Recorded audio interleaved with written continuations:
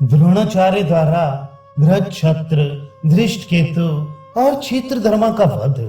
संजय ने कहा, राजन, इधर दोपहर के बाद आचार्य द्रोण का सोमकों के साथ फिर घोर संग्राम होने लगा। उस समय जो योद्धा गरज रहे थे उनका मेघ के समान गंभीर शब्द हो रहा था।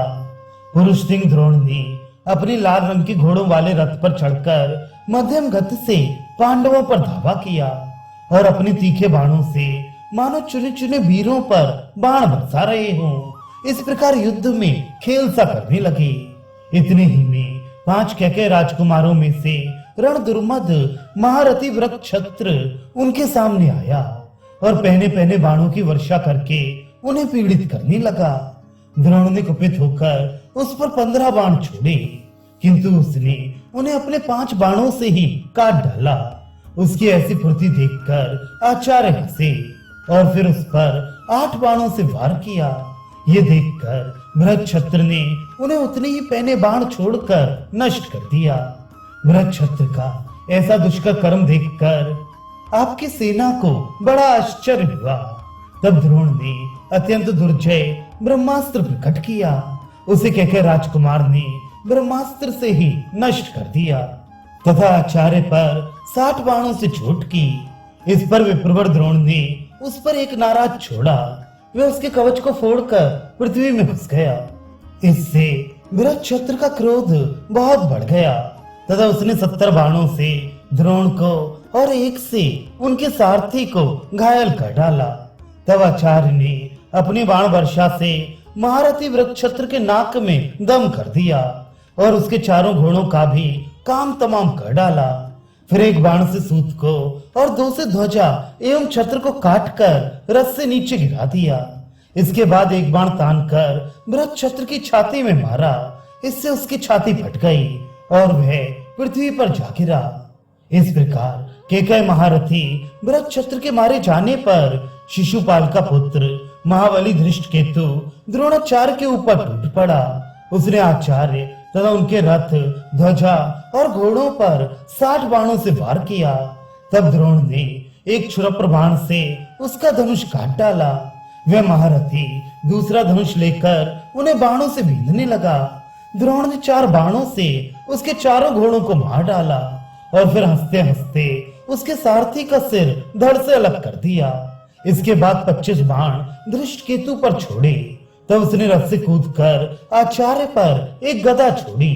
उसे आते देख उन्होंने हजारों बाणों से उसके टुकड़े टुकड़े कर डाले।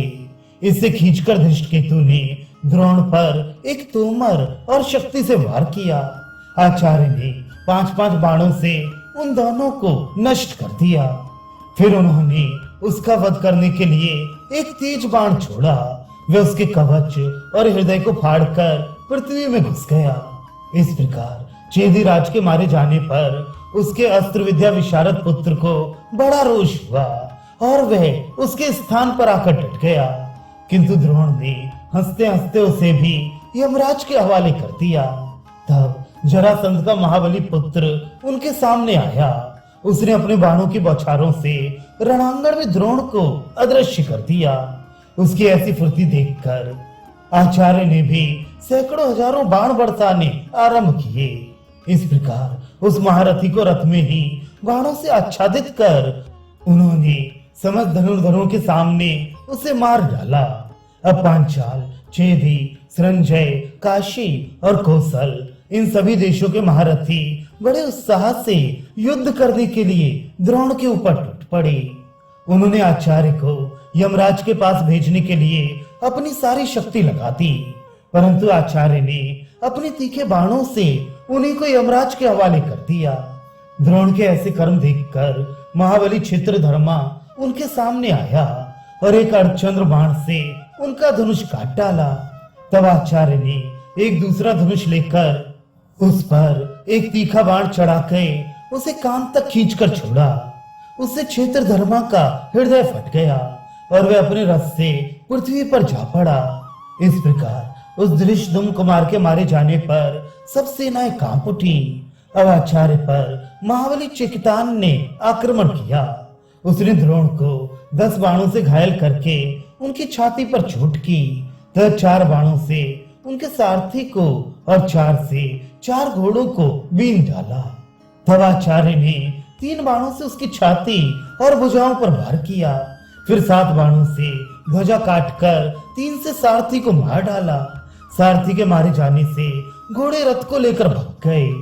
इस प्रकार चेकितान के रथ को सारथीहीन देखकर द्रोण वहां एकत्रित हुए छेदी, पांचाल और संजय वीरों को तितर बितर करने लगे।